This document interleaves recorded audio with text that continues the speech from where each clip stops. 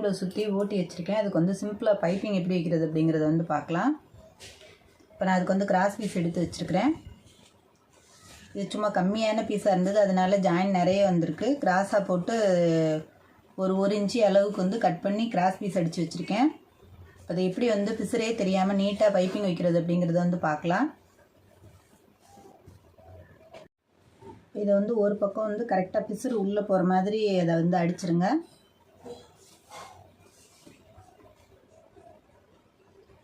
ஒரே மாதிரி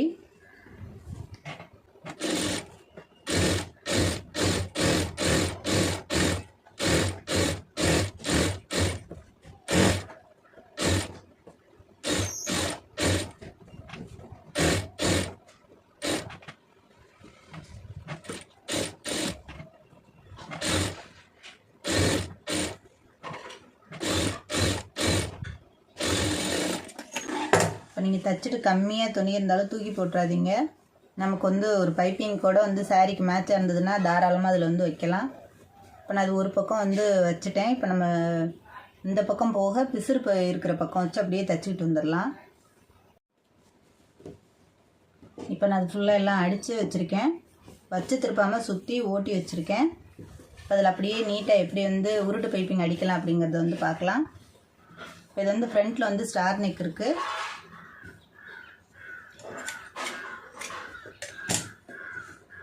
கரெக்டாக ஒரு 1/4 இன்ச்சு வந்து மடக்கிக்கிறங்க.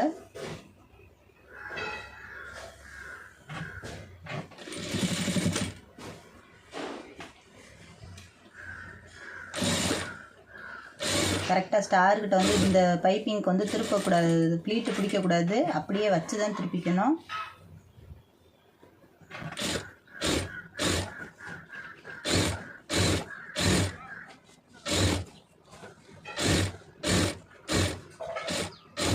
இழுக்காமல் கரெக்டாக அடிச்சுட்டு வந்துடுங்க. நம்ம நார்மல் கழுத்து பீஸ் அடிக்கிற மாதிரி.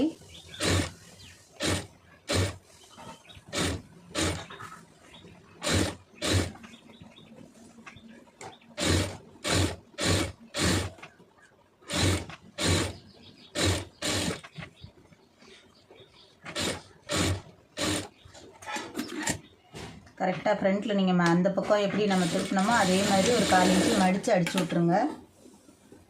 இப்போ கரெக்டாக எந்த இடத்துல ஸ்டார் இருக்கோ அந்த இடத்துல மாத்திரம் லைட்டாக கட் பண்ணிக்கிறங்க. அந்த எக்ஸ்ட்ரா இருக்கிறது பூரா ஒரே மாதிரி வர்ற மாதிரி ஃபுல்லாக கரைச்சி விட்ருங்க, பிசுறு இல்லாமல். அப்போ தான் வந்து பைப்பிங் வந்து உங்களுக்கு ஒரே மாதிரி வரும், ஏத்தறக்கம் எதுவும் இல்லாமல். இல்லைன்னா ஒரு பக்கம் சின்னதும் ஒரு பக்கம் பெருசும் வரும். நீங்கள் தைச்சிட்டு வந்து கொஞ்சம் கூட பிசுறு இல்லாமல் கரெக்டாக ஒரே மாதிரி அளவுக்கு வந்து கட் பண்ணிடுங்க.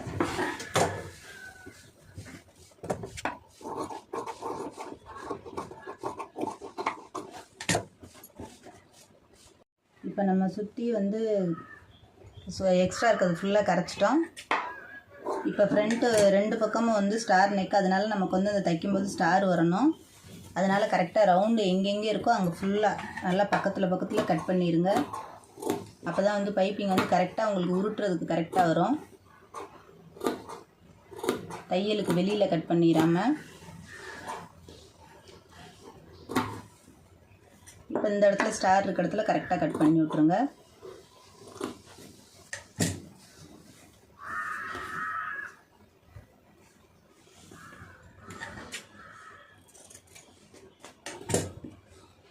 இப்போ கரெக்டாக இந்த மாதிரி திருப்பிக்கிறங்க. அளவு பார்த்துட்டு எக்ஸ்ட்ரா இருந்ததுன்னா இந்த இடம் திக்காக இருக்கிற இடத்த மாத்திரம் கொஞ்சம் கரைச்சி விட்ருங்க. இப்போ இந்த கிளாத் வந்து உள்ளே வரணும். இப்போ இந்த பைப்பிங் கிளாத் வந்து இந்த பக்கம் அந்த அப்படியே மடக்கிக்கிறங்க. அதில் வந்து இந்த அளவுக்கு வந்து உருட்டி வர்ற மாதிரி அதை கரெக்டாக அளவு பார்த்துக்கிறங்க. கரெக்டாக அந்த கேப்லேயே தையல் போடணும். இந்த பச்சை கலரில் வந்துடக்கூடாது. கரெக்டாக அந்த கேப்லேயே அப்படியே தையல் போட்டுக்கிட்டு வாங்க. ஊசியை இறக்கிட்டு அதை வந்து சரி பண்ணிக்கிறங்க.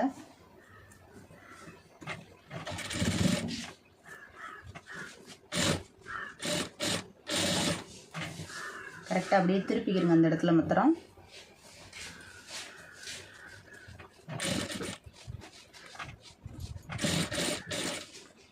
இப்போ நமக்கு வந்து அந்த ஸ்டாரும் கரெக்டாக வந்துருச்சு. அந்த இடத்துல ஒரே மாதிரி கரெக்டாக அந்த கேப்லேயே அடிச்சுட்டு வந்துடுங்க.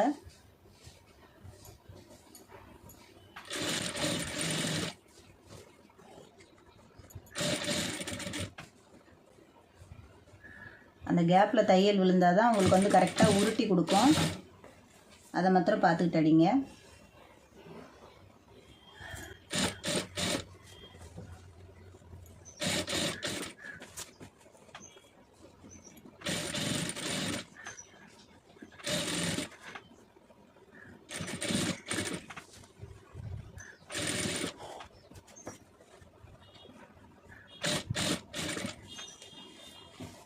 இதுக்கு வந்து துணி வந்து அகலமான பீஸ் போடாதீங்க. 2 தையல் போடுற மாதிரி போட்டிங்கன்னா உங்களுக்கு வந்து ஃபினிஷிங் வந்து நீட்டாக கிடைக்காது. அதனால் முடிஞ்ச அளவுக்கு வந்து கம்மியான அளவே வந்து கட் பண்ணிக்கிறங்க வந்து கிராஸ் பீஸு.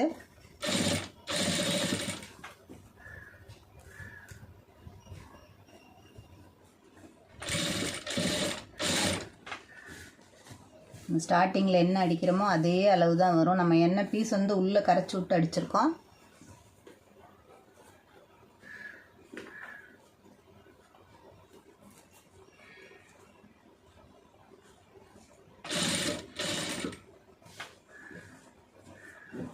கரெக்டாக சுருக்கம் இல்லாமல் நல்ல நெகத்தில் வந்து தேய்ச்சி விட்ருங்க தைக்கும்போது. அப்போ உங்களுக்கு வந்து கரெக்டாக வரும் அளவு வந்து சுருக்கம் இல்லாமல்.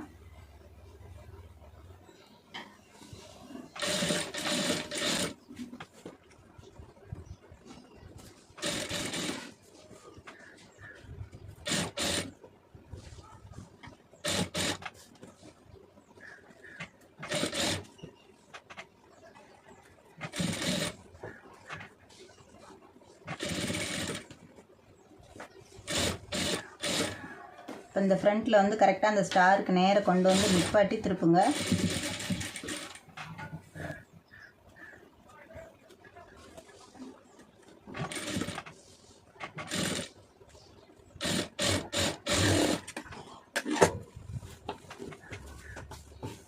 இப்போ பார்த்தீங்கன்னா தெரியும் எவ்வளோ நீட்டாக வந்திருக்கு அப்படிங்கிறது. நமக்கு வந்து இதில் நூலே வைக்கலை.